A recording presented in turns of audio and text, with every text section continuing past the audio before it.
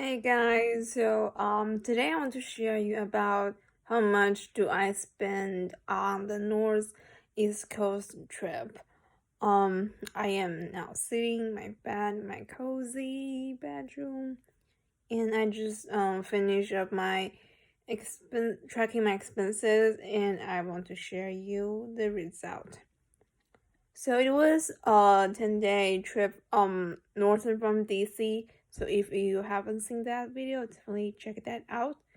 I break down my expenses into several categories. The tour service, food, gas, house, parking, yeah, that's all. So for the tour service, I didn't do a comprehensive research. So when I go to, for example, Niagara Falls, and I book their local tour bus, and that costs money. And I also went paddleboarding, stand-up paddleboarding SUP, and that costs money too. So that goes into the tour service category.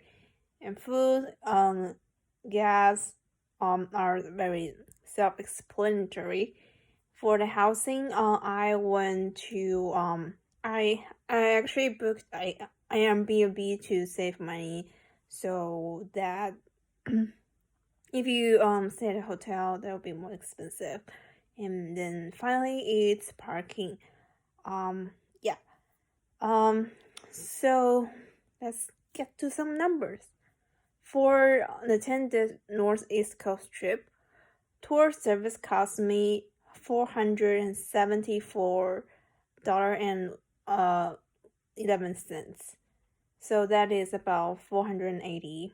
And for food, it cost me 351 dot 33 cents. And for the gas, it cost me 170. In housing, it was 589.94 cents. The next category is parking. It cost me 86.75 cents. So overall, the 10-day trip, the 10-day road trip, it cost me $1,681 plus 88 cents. So roughly it is 107,000 cost to travel northeast.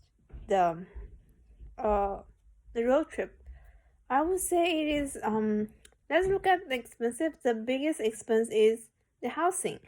I actually live at Airbnb.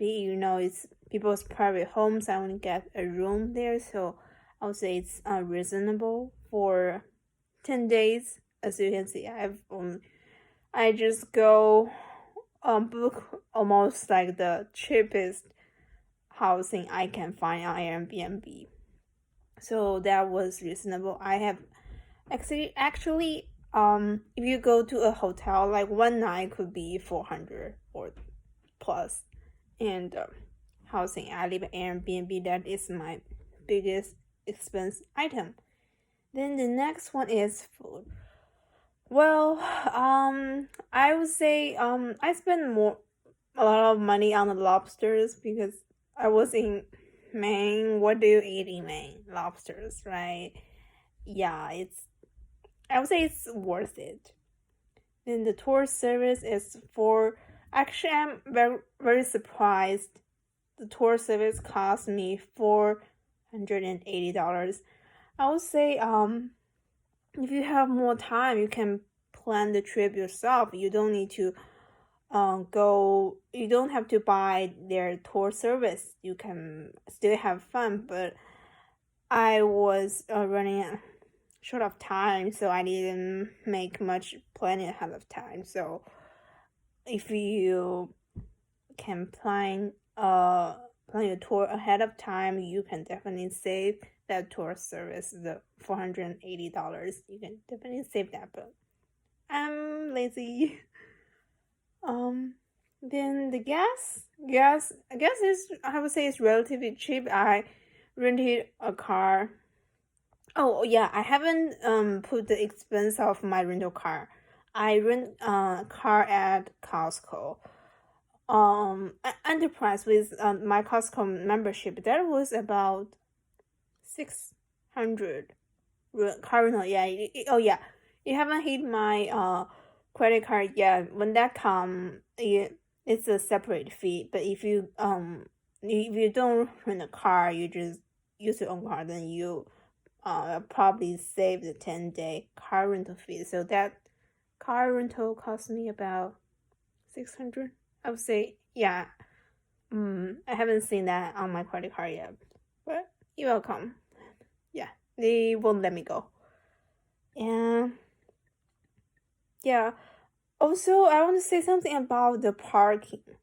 I spent 86, almost $90 on the parking, and half of them, the $40 I spent, are in the I parked in the harbor next to Boston. So it was the $40 a day, $40 a day.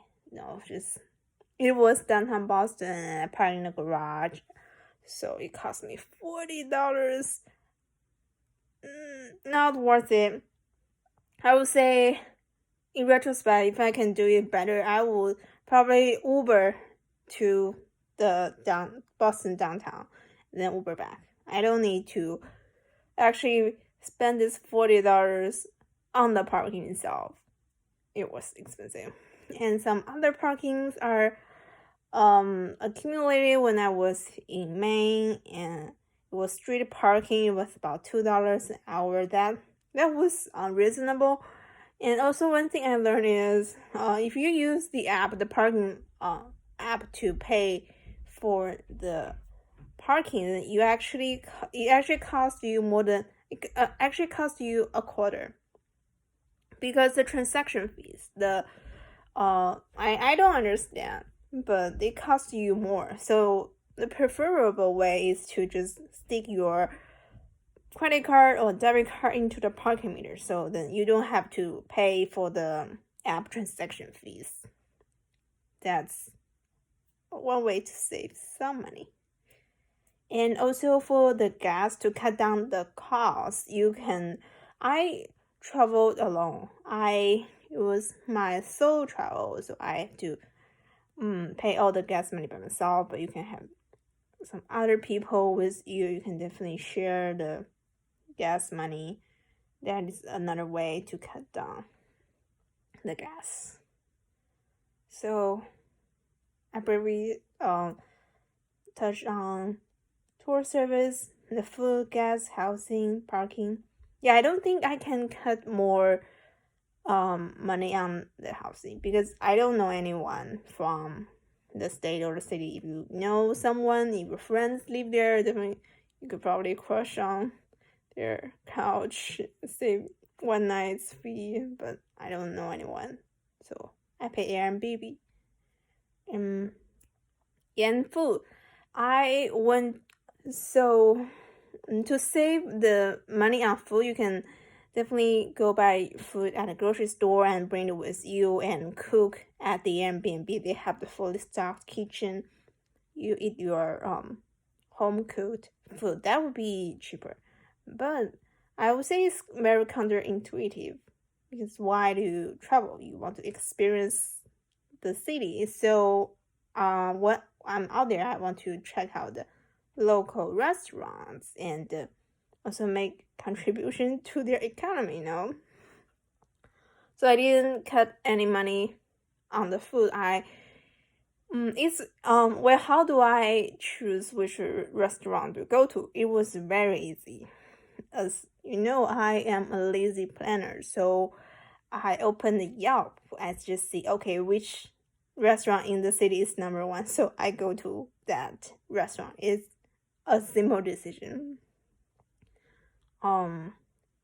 So that is food. I don't think I can cut down the cost anymore. Alright, that's all. Bye bye. Have a good night.